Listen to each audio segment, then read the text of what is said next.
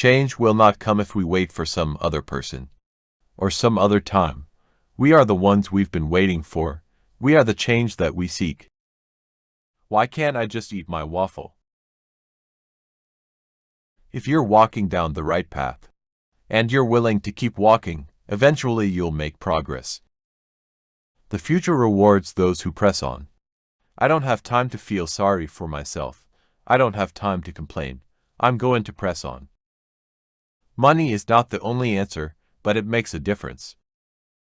There is not a liberal America and a conservative America. There is the United States of America. There is not a black America and a white America and Latino America and Asian America. There's the United States of America. My fellow Americans, we are and always will be a nation of immigrants. We were strangers once, too. Focusing your life solely on making a buck shows a certain poverty of ambition. It asks too little of yourself. Because it's only when you hitch your wagon to something larger than yourself that you realize your true potential. Understand, our police officers put their lives on the line for us every single day. They've got a tough job to do to maintain public safety and hold accountable those who break the law.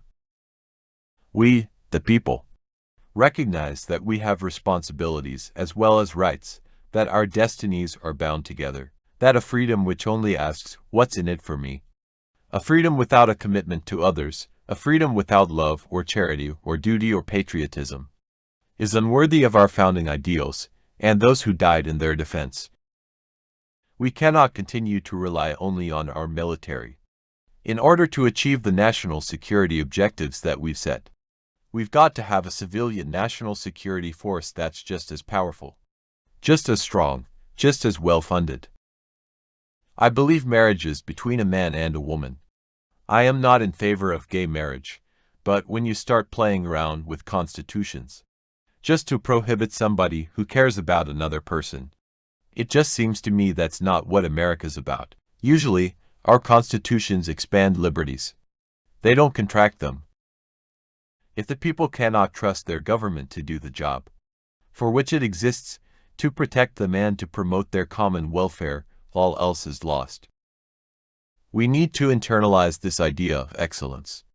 Not many folks spend a lot of time trying to be excellent. I mean, I do think at a certain point you've made enough money.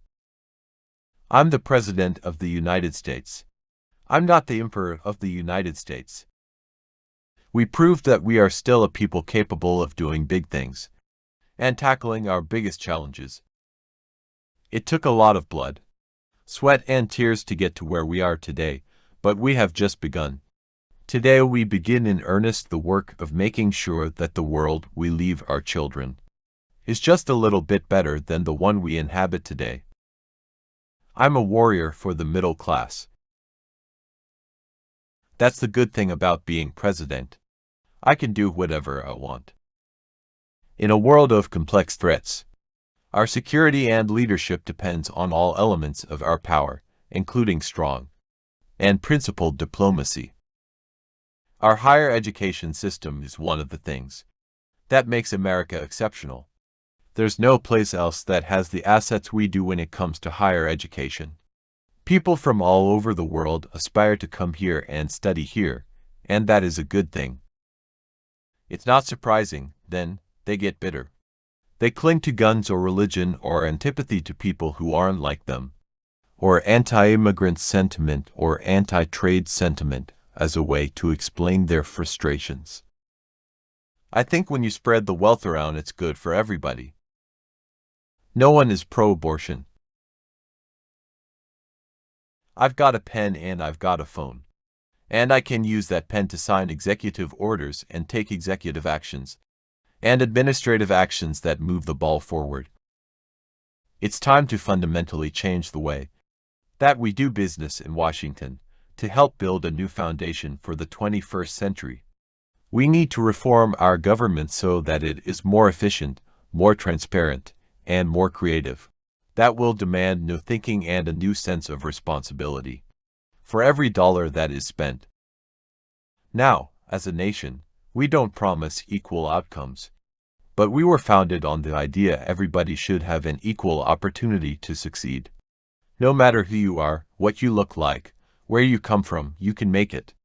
That's an essential promise of America. Where you start should not determine where you end up. In the end, that's what this election is about. Do we participate in a politics of cynicism or a politics of hope?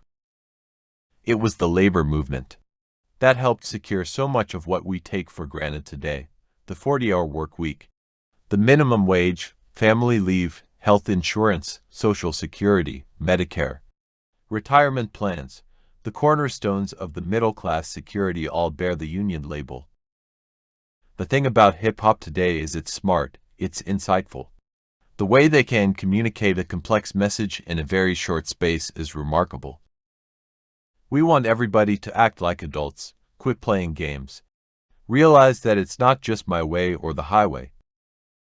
A good compromise, a good piece of legislation, is like a good sentence or a good piece of music. Everybody can recognize it. They say, huh? It works, it makes sense. You know, my faith is one that admits some doubt. I've got 2 daughters, 9 years old and 6 years old. I am going to teach them first of all about values and morals, but if they make a mistake, I don't want them punished with a baby. My job is not to represent Washington to you, but to represent you to Washington. We need somebody who's got the heart, the empathy, to recognize what it's like to be a young teenage mom, the empathy to understand what it's like to be poor or African American or gay or disabled or old, and that's the criterion by which I'll be selecting my judges. This is the moment when we must come together to save this planet. Let us resolve that we will not leave our children a world where the oceans rise and famine spreads, and terrible storms devastate our lands. If you were successful, somebody along the line gave you some help. Somebody helped to create this unbelievable American system that we have that allowed you to thrive. Somebody invested in roads and bridges. If you've got a business, you didn't build that. Somebody else made that happen. We worship an awesome God in the blue states, and we don't like federal agents poking around our libraries in the red states. We coach Little League in the blue states and have gay friends in the red states. To avoid being mistaken for a sellout, I chose my friends carefully: the more politically active black students, the foreign students, the Chicanos, the Marxist professors and structural feminists and punk rock performance poets. We need to reject any politics that targets people because of race or religion. This isn't a matter of political correctness. It's a matter of understanding what makes us strong. The world respects us not just for our arsenal. It respects us for our diversity and our openness and the way we respect every faith. Issues are never simple. One thing I'm proud of is that very rarely will you hear me simplify the issues. I miss being anonymous. Food stamp recipients didn't cause the financial crisis. Recklessness on Wall Street did. We have an obligation and a responsibility to be investing in our students and our schools. We must make sure that people who have the grades, the desire and the will, but not the money, can still get the best education possible. I believe in American exceptionalism, just as I suspect that the Brits believe in British exceptionalism, and the Greeks believe in Greek exceptionalism.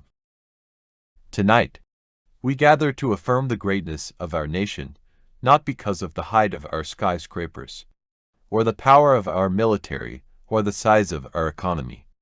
Our pride is based on a very simple premise, summed up in a declaration made over 200 years ago.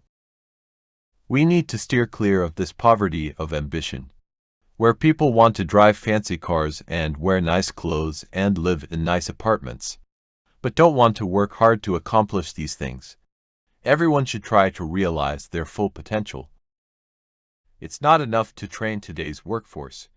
We also have to prepare tomorrow's workforce by guaranteeing every child access to a world-class education. We can't drive our SUVs and eat as much as we want, and keep our homes on 72 degrees at all times. And then just expect that other countries are going to say, okay, that's not leadership. That's not going to happen. Fixing a broken immigration system. Protecting our kids from gun violence. Equal pay for equal work, paid leave. Raising the minimum wage. All these things still matter to hard-working families. They are still the right thing to do, and I will not let up until they get done. The United States is not, and never will be, at war with Islam. We have real enemies in the world. These enemies must be found. They must be pursued and they must be defeated. I miss Saturday morning, rolling out of bed, not shaving. Getting into my car with my girls, driving to the supermarket, squeezing the fruit. Getting my car washed, taking walks. In the white community, the path to a more perfect union means acknowledging that what ails the African American community does not just exist in the minds of black people. That the legacy of discrimination and current incidents of discrimination, while less overt than in the past, are real and must be addressed. So long as I'm Commander-in-Chief, we will sustain the strongest military the world has ever known. When you take off the uniform, we will serve you as well as you've served us, because no one who fights for this country should have to fight for a job or a roof over their head, or the care that they need when they come home. The internet didn't get invented on its own. Government research created the internet so that all the companies could make money off the internet. The point is that when we succeed because of our individual initiative, but also because we do things together. Take off your bedroom slippers, put on your marching shoes, he said, his voice rising as applause and cheers mounted. Shake it off. Stop complaining. Stop grumbling. Stop crying. We are going to press on. We have work to do. That's what the Affordable Care Act is all about. It's about filling the gaps in employer-based care so that when we lose a job, or go back to school, or start that new business, we'll still have coverage.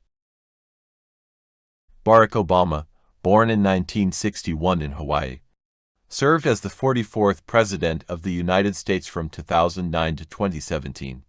He graduated from Harvard Law School and worked as a community organizer in Chicago. Obama rose to prominence with his keynote speech at the 2004 Democratic National Convention.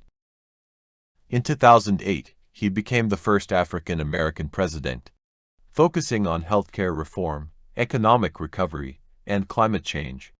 Obama left a lasting impact on American politics and continues to advocate for various causes,